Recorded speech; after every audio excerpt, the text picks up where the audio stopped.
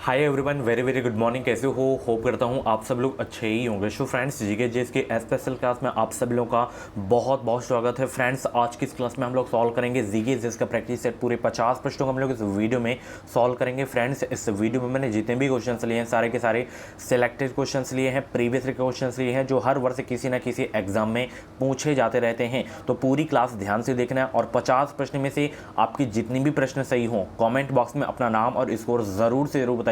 और भी क्लासेस अगर आप लोगों को देखनी है तो आप लोग प्ले लिस्ट में जाके देख सकते हैं। प्ले लिस्ट में आपको सभी सब्जेक्ट की क्लासेस मिल जाएंगी, बिल्कुल फ्री में आप लोग क्लासेस को देख सकते हैं। तो 2023 में बेहतरीन अंकों के साथ बीएड में एडमिशन लेना है तो इस वीडियो को पूरी ज़रूर देख लेना और चैनल को सब्सक्राइब करके बेल आइकन को ऑल पे प्रेस करके जुड़ जाएं। इस चैनल से आपको निश्चित ही मदद मिलेगी। अगर अभी तक आपकी तैयारी कुछ भी नहीं हुई है, ठीक है, आपको नहीं समझ में आ रहा है कि हम क्या पढ़ें क्या ना पढ़ें, तो ये क्रैश कोर्स अभी का भी ज्वाइन कर लें। वीडियो को डिस्क्रिप्शन बॉक्स में लिंक दे दिया हूँ। 527 पेज की ये पीडीएफ है। वीडियो को डिस्क्रिप्शन बॉक्स में लिंक है, डाउनलोड कर लीजिए। सभी सब्जेक्ट के टॉपिक वाइज सब्जेक्टिव क्वेश्चन, 5000 से ज़्यादा इंपॉर्टेंट क्वेश्चन सभी वर्गों के लिए है। 10 ईयर के प्रीवियस ईयर के क्वेश्चन भी आपको देखने को मिल जाएंगे। तो देर मत करें, वीडियो को डिस्क्रिप्शन बॉक्स में लिंक है, फटाफट परचेज करें। कुछ भी डाउट्स है तो आप लोग डाउट भी क्लियर कर सकते हैं, ठीक है, क्रैश कोर्स से रिलेटेड।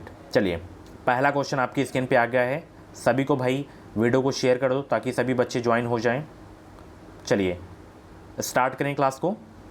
सबसे पहला प्रश्न आपकी स्क्रीन पे है, भारत में प्रोजेक्ट टाइगर प्रारंभ किया गया था कब? बताएं भाई सब लोग, भारत में प्रोजेक्ट टाइगर प्रारंभ किया गया था कब? ऑप्शन है 1972, 1981 या 1973 या 1985। बताएं सब लोग भाई, भारत में प्रोजेक्ट टाइगर प्रारंभ किया गया था कब? जवाब देंगे सब लोग। गुड मॉर्निंग सभी को भाई, गुड मॉर्निंग। वीडियो को लाइक शेयर करते रहो सब लोग, ये आपका कार्य है। तो भारत में प्रोजेक्ट टाइगर प्रारंभ किया गया था 1973 में। कब किया गया था? 1973 में किया गया था। तो जितने भी लोग यहाँ पे बी जवाब दिए उनका आंसर बिल्कुल सही हो जाएगा, ठीक है। ये क्वेश्चन बहुत एग्जाम में पूछा जाता है। फूलों की घाटी हो गया, शांत घाटी हो गया, ये क्वेश्चन बहुत एग्जाम में पूछे जाते हैं। तो फूलों की घाटी कहाँ अब स्थित है? बताएं सब लोग। जम्मू कश्मीर में या सिक्किम में या हिमाचल प्रदेश में या उत्तराखंड में? बताएं सब लोग भाई, फूलों की घाटी अब स्थित है कहाँ?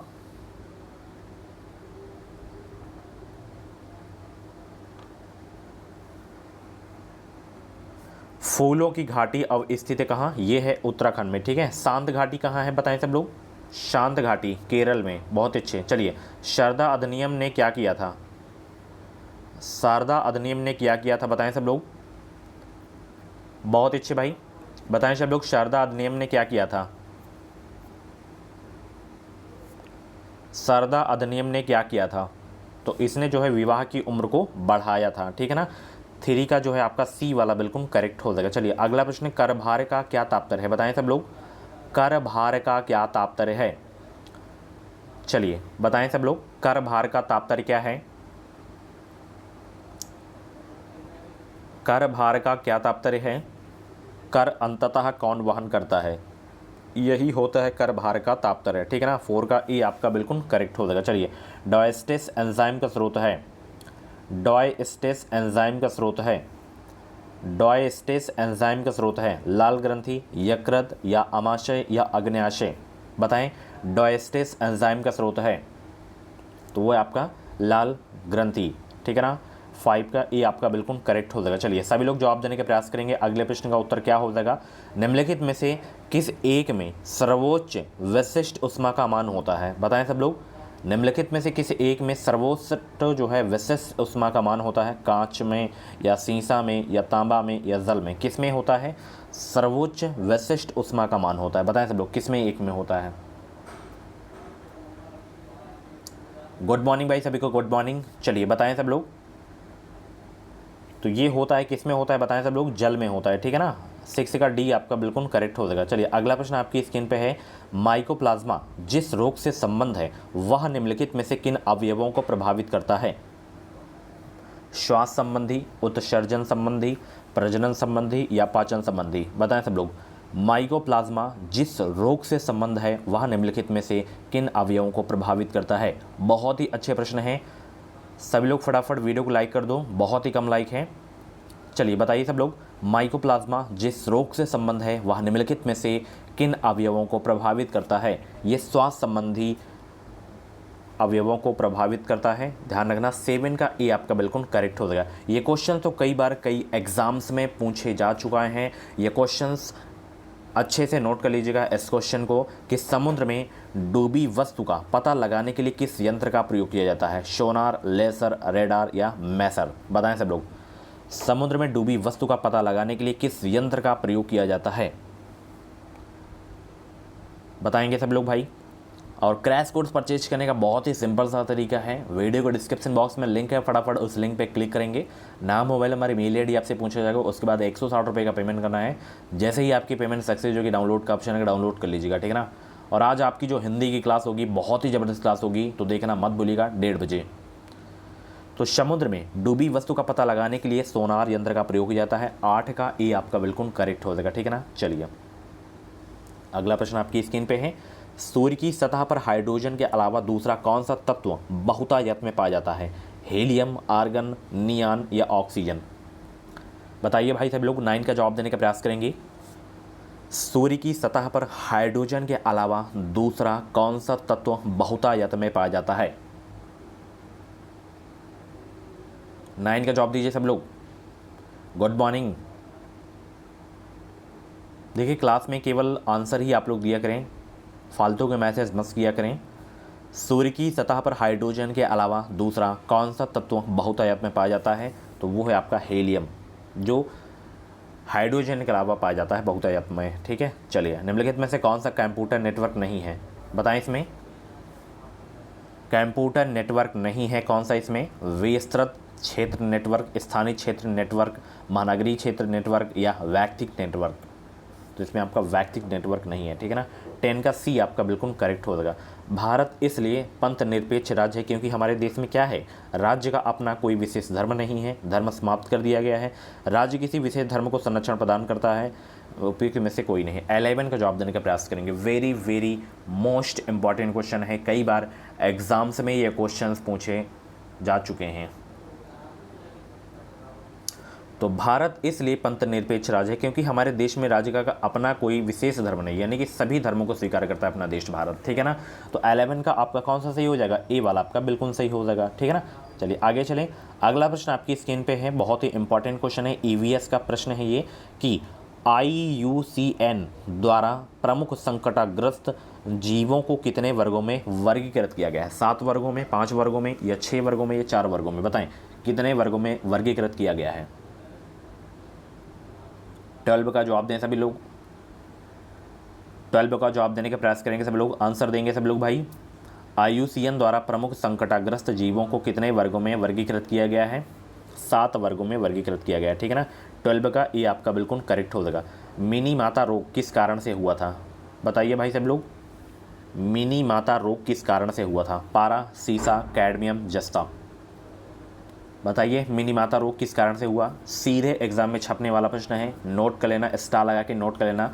मिनी माता रोग किस कारण से हुआ था? ये हुआ था पारा से। किससे हुआ था? पारा से हुआ था। तो 13 का ए आपका बिल्कुल करेक्ट हो जाएगा। बहुत अच्छे भाई, वीडियो को लाइक शेयर करते रहो, ये आपका कार्य है, बार बार मत बोलना पड़े, ठीक है। चलिए आगे चलते हैं।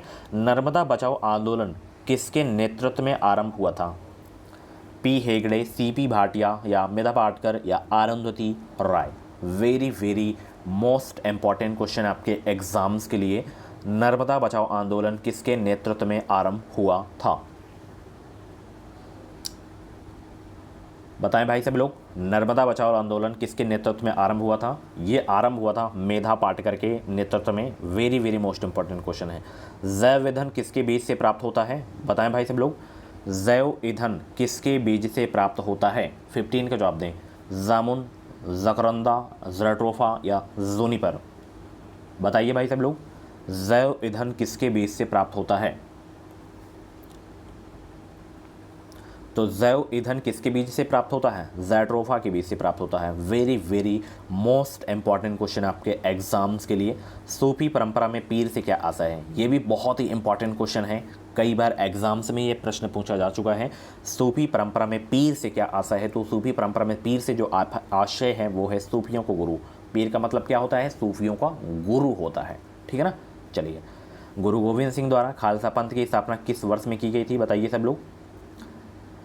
खालसा पंथ की स्थापना किसके द्वारा की गई थी? गुरु गोविंद सिंह के द्वारा की गई थी। कब की गई थी यहाँ पे पूछा गया है प्रश्न में, बताइए कब की गई थी खालसा पंथ की स्थापना? तो खालसा पंथ की स्थापना 1699 में गुरु गोविंद सिंह के द्वारा की गई थी।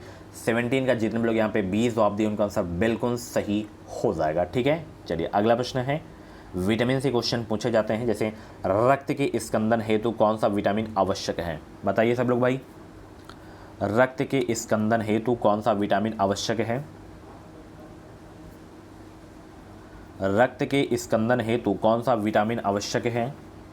वो है आपका विटामिन के। ठीक है ना, 18 का सी आपका बिल्कुल करेक्ट हो जाएगा। लाल रक्त कणिकाओं का औसत जीवन काल लगभग कितने समय का होता है? बताइए, लाल रक्त कणिकाओं का औसत जीवन काल कितने समय का होता है? 100 से 120 दिन का होता है। ठीक है, बी आपका बिल्कुल करेक्ट हो जाएगा। चलिए बताइए, अगले प्रश्न का उत्तर देंगे। बिना रुकावट वैश्विक प्रसारण हेतु कम से कम कितने तुल्यकालिक उपग्रह जरूरी होंगे? 3, 2, 4, 1। बताइए सब लोग भाई, बिना रुकावट वैश्विक प्रसारण हेतु कम से कम कितने तुल्यकालिक उपग्रह जरूरी होंगे? 4 उपग्रह जरूरी होंगे। ठीक है ना, 4 तुल्यकारी उपग्रह जरूरी होंगे। 20 का बी आपका बिल्कुल करेक्ट हो जाएगा। निम्नलिखित में से कौन सा एलपीजी का प्रमुख घटक है? बताइए सब लोग, एलपीजी का प्रमुख घटक है कौन सा? 21 का जवाब दें, कौन सा एलपीजी का प्रमुख घटक है? तो इसमें ब्यूटेन आपका जो है एलपीजी का प्रमुख घटक है। 21 का डी आपका बिल्कुल करेक्ट हो जाएगा। आप लोगों से प्रश्न है, जो लाइटर होता है ना, लाइटर, उसमें कौन सी गैस होती है? सभी लोग कमेंट बॉक्स में छापेंगे। चलिए अगला प्रश्न देखिए, निम्नलिखित में से कौन सा दिवस ऐसा होता है जो हर वर्ष किसी निश्चित तिथि पर नहीं मनाया जाता है? मैं बता दूं, इंपॉर्टेंट डे से, महत्वपूर्ण दिवस से 2 प्रश्न आने फिक्स हैं आपके एग्जाम में। तो जितने भी नए महत्वपूर्ण दिवस हैं, पुराने हैं, सबको याद कर लीजिएगा, बिल्कुल फ्री के नंबर होते हैं। ठीक है ना, तो महत्वपूर्ण दिवस से प्रश्न आपके एग्जाम में आएंगे, अंतर्राष्ट्रीय संगठन से आएंगे, स्पोर्ट्स से क्वेश्चन आएंगे। तो ये सब क्वेश्चन आप लोग अच्छे से तैयार कर लीजिए, इनसे क्वेश्चन आने ही आने हैं। तो वो आपका विश्व पर्यावरण दिवस है, जो हर वर्ष किसी मतलब अलग अलग तिथि पे मनाया जाता है। तो यहाँ पे आपका जो है बी वाला बिल्कुल करेक्ट हो जाएगा। विश्व पर्यावरण दिवस आप सभी को पता है कब मनाया जाता है, 5 जून को। अंतर्राष्ट्रीय महिला दिवस बताएं कब मनाया जाता है? सभी लोग कमेंट बॉक्स में छापेंगे।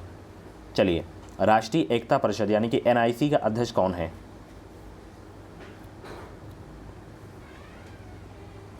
तो राष्ट्रीय एकता परिषद के जो अध्यक्ष होते हैं वो होते हैं प्रधानमंत्री होते हैं। ठीक है ना, चलिए बहुत अच्छे भाई। ओजोन परत कहाँ पाई जाती है? ओजोन परत कहाँ पाई जाती है? बताएं सब लोग भाई, 24 को जवाब दें। ओजोन परत ये पराबैंगनी किरणों को जो है रोकती है, समताप मंडल में पाई जाती है। ठीक है ना, और मौसमी घटनाएं कहाँ होती है, किस मंडल में होती हैं? क्षोभ मंडल में होती हैं। ठीक है, चलिए, पहली बार परमाणु बम कहाँ फेंका गया था? Very very most important question है। पहली बार परमाणु बम कहाँ फेंका गया था? बताएं सब लोग भाई, 25 का जवाब दें सब लोग। पहली बार परमाणु बम कहाँ फेंका गया था? तो ये फेंका गया था हिरोशिमा में 6 अगस्त को। ठीक है ना, चलिए, युआन किस देश की मुद्रा है? युआन जो है किस देश की मुद्रा है? बताएं सब लोग। 26 का जवाब देने का प्रयास करेंगे। युआन किस देश की मुद्रा है? चाइना की है। 26 का डी आप बी वाला आपका बिल्कुल करेक्ट हो जाएगा। चलिए, लोकसभा में धन विधेयक प्रस्तुत करने के लिए निम्नलिखित की अनुशंसा आवश्यक है? तो किसकी अनुशंसा आवश्यक है लोकसभा में धन विधेयक प्रस्तुत करने के लिए? ये आपको बताना है। लोकसभा अध्यक्ष की, या केंद्रीय वित्त मंत्री की, या लोकसभा के नेता की, या राष्ट्रपति की? 27 का जवाब देने का प्रयास करेंगे। Very very most important question आपके एग्जाम के लिए। जब भी आप लोग मेरी क्लास देखा करें तो आप लोग अपने पास पेन कॉपी जरूर रखा करें। जो भी इंपॉर्टेंट क्वेश्चंस होते हैं उन क्वेश्चंस को आपको नोट कर लेने हैं। ठीक है ना, बताइए सब लोग, लोकसभा में धन विधेयक प्रस्तुत करने के लिए निम्नलिखित की अनुशंसा आवश्यक है? तो इसमें अनुशंसा जो है राष्ट्रपति की अनुशंसा आवश्यक है। 27 का डी आपका बिल्कुल करेक्ट हो जाएगा। चलिए, अगला प्रश्न आपकी स्क्रीन पे है। निम्नलिखित में से कौन सा उपन्यास भारत के स्वतंत्रता सेनानियों के लिए प्रेरणा का स्रोत बना था? रंगभूमि, पद्म, राग, परीक्षा गुरु, या आनंद मठ? बताएं, बहुत ही इंपॉर्टेंट क्वेश्चन है।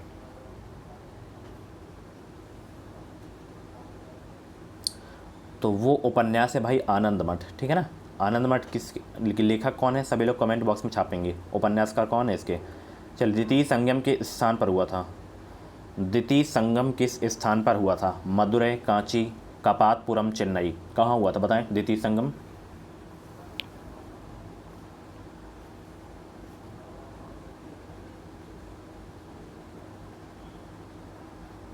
तो द्वितीय संगम किस स्थान पर हुआ था भाई?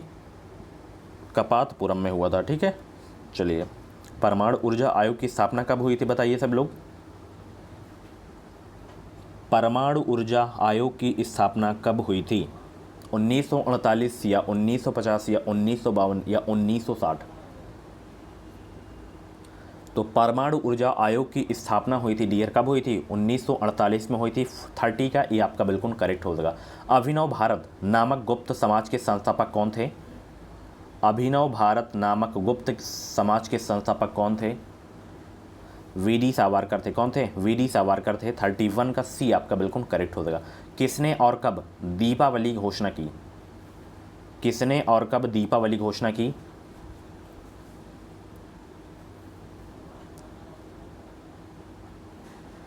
बताइए, 32 को जवाब देने का प्रयास करेंगे। अगर देखिए कब पूछे तो 1929, किसने पूछे तो लॉर्ड इरविन, ठीक है। तो यहाँ पे 32 का ये आपका बिल्कुल करेक्ट हो जाएगा। देश का स्टॉक मार्केट किसके द्वारा नियंत्रित किया जाता है? बहुत इंपॉर्टेंट क्वेश्चन है ये इकोनॉमी का। बताएं, देश का स्टॉक मार्केट किसके द्वारा नियंत्रित किया जाता है?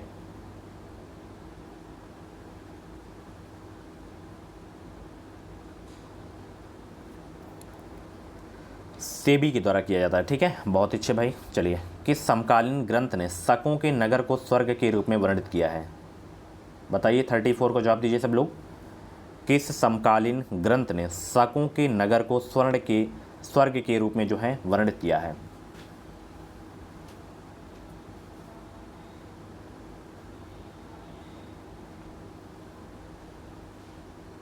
तो वो ग्रंथ आपका है नागसेन की मिलन पन्हों, ठीक है ना। बहुत अच्छे। चलिए, मधुमेह रोग किस कमी से होता है? किसकी कमी से होता है? इंसुलिन, विटामिन या प्रोटीन या वसा? बताएं सब लोग, मधुमेह रोग किसकी कमी से होता है? तो ये होता है इंसुलिन की कमी से। किसकी कमी से होता है मधुमेह रोग जो होता है? इंसुलिन की कमी से होता है। 35 का ए आपका बिल्कुल करेक्ट हो जाएगा। चलिए, अगले प्रश्न का जवाब देंगे। कम समय में पकने वाली तथा दो प्रमुख फसलों के बीच उगाई जाने वाली फसल कौन सी है? बताइए सब लोग, कौन सी वो फसल है? 36 का जवाब दीजिए सभी लोग भाई। गुड मॉर्निंग भाई, सभी को गुड मॉर्निंग। वीडियो को लाइक कर दो, शेयर कर दो सभी लोग। बहुत ही कम लाइक है अभी भी, तो फटाफट वीडियो को लाइक ज़रूर कर दिया करो और शेयर भी कर दिया करो, एंड में ही किया करो ताकि आप लोग भी डिस्टर्ब ना हो। तो वो है आपका कंपेनियन क्रॉप। क्या है? कंपोनियन क्रॉप है आपका, ठीक है ना। चलिए, अंकोर वाट कहाँ पर स्थित है? ये भी बहुत ही इंपॉर्टेंट क्वेश्चन है, कई बार एग्जाम में ये प्रश्न पूछा जा चुका है। अंकोर वाट कहाँ पर है? थाईलैंड, वियतनाम, कंबोडिया या इंडोनेशिया में? अंकोर वाट कहाँ पर है? कंबोडिया में है। कहाँ है? कंबोडिया में है आपका। 37 का सी आपका बिल्कुल करेक्ट होगा। चंद्रमा पृथ्वी का चक्कर कितने समय में लगाता है? तो 27 दिन में लगाता है, तो यहाँ पे ये वाला है, तो ऑप्शन यही सही हो जाएगा, ठीक है।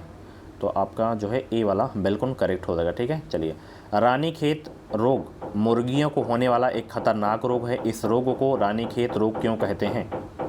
बताइए, इस रोग को रानीखेत रोग क्यों कहते हैं? ये क्वेश्चंस कई बार अपनी क्लास में मैं करवा चुका हूँ। रट गया होगा आपको क्वेश्चन, तो गलत नहीं होना चाहिए, एग्जाम में भी प्रश्न आ जाइए। तो इसे देखिए, रानीखेत रोग इसलिए कहा जाता है क्योंकि यह सर्वप्रथम रानीखेत जिले में मुर्गियों में ही देखा गया था, इसलिए इसे रानीखेत रोग कहा गया है। मुर्गियों में होता है। 39 का बी आपका बिल्कुल करेक्ट हो जाएगा। हड़प्पाई लिपि का सर्वाधिक पुराना नमूना 1853 में मिला। इस लिपि में लगभग 64 मूल्य चिन्ह एवं 250 से 400 तक अक्षर हैं। लिपि के सबसे बड़े लेख में 17 चिन्ह हैं। निम्न में से किन इतिहासकारों ने इस लिपि को पढ़ने का दावा किया है? के.एन. वर्मा, एस.आर. राव या दोनों या केवल एक? 40 का जवाब दें। बड़ा क्वेश्चन है, अच्छे से पढ़िए, अच्छे से ऑप्शन को पढ़िए, फिर आप लोग जवाब देंगे।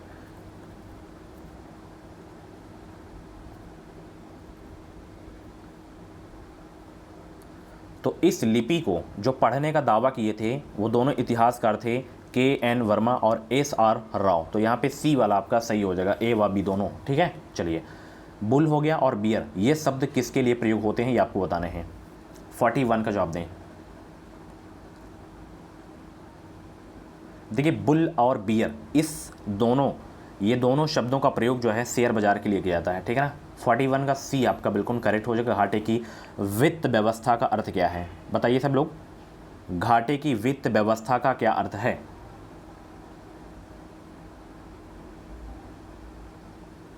तो घाटे की वित्त व्यवस्था का जो अर्थ है आय की अपेक्षा व्यय का अधिक होना, ठीक है, बहुत अच्छे। करारोपण की नीति किसके अंतर्गत आती है? करारोपण की नीति किसके अंतर्गत आती है? औद्योगिक नीति के अंतर्गत आती है। Very very most important question था आपके एग्जाम के लिए। भारत के किस सार्वजनिक उद्योग में सर्वाधिक जो है निवेश किया गया है? भारत के किस सार्वजनिक उद्योग में सर्वाधिक निवेश किया गया है? तो वो है आपका सूती कपड़ा उद्योग, इसमें सर्वाधिक निवेश किया गया है 44 का, ये आपका बिल्कुल करेक्ट हो जाएगा। पनामा नहर निम्न में से किसको जोड़ती है? बहुत इंपॉर्टेंट क्वेश्चन है जियोग्राफी का ये। Geography, history and current affair की मैराथन वीडियो अगर आप लोग मेरी नहीं देखे हैं तो जाके देख लीजिएगा। अगर उस मैराथन को अच्छे से तैयार कर लिए तो उससे बाहर प्रश्न नहीं आएगा एग्जाम में।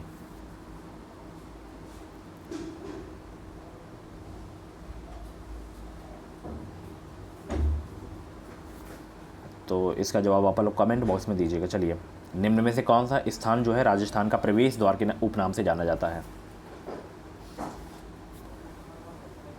भरतपुर जाना जाता है, ठीक है। चलिए, भारत में योजना के विचार के प्रवर्तक हैं कौन? PC Mahalanobis Jawaharlal Nehru, M Visvesvaraya, TT Krishnamachari. तो भारत में योजना के जो हैं विचार के प्रवर्तक जो हैं वो हैं आपके एम विश्वेश्वरैया।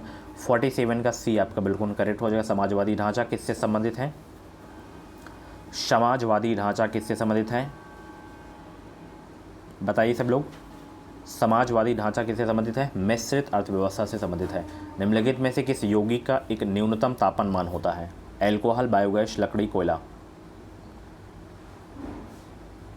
ये होता है लकड़ी का, ठीक है। बीसीजी का टीका किस रोग से बचाव के लिए लगाए जाते हैं? तपेदिक यानी कि टीबी के लिए लगाया जाता है, ठीक है। तो ये प्रश्न आप लोगों के लिए होमवर्क के लिए दिया था ना, बहुत सारे बच्चे यहाँ पे सी जवाब दिए, उनका आंसर बिल्कुल सही हो जाएगा। पनामा नहर निम्न से किसे जोड़ती है? अटलांटिक महासागर और प्रशांत महासागर को, ठीक है। सो फ्रेंड्स, ये थी आज की जीके जैसी क्लास। कैसे लगी क्लास कमेंट बॉक्स में अपना फीडबैक जरूर देना, और ऐसी ही डेली क्लासेस देखने के लिए चैनल को सब्सक्राइब करके बेल आइकन को ऑल पे प्रेस कर लीजिएगा, ताकि जो भी यूपी बीएड एंट्रेंस एग्जाम की अपडेट आए वो अपडेट आपको सबसे पहले हमारे चैनल के माध्यम से मिल सके। तो चलिए मिलते हैं अगली क्लास पे। अपना स्कोर जरूर बताइएगा और एक छोटा सा कमेंट कर दीजिएगा आज की क्लास के बारे में। Thank you so much, thanks for watching.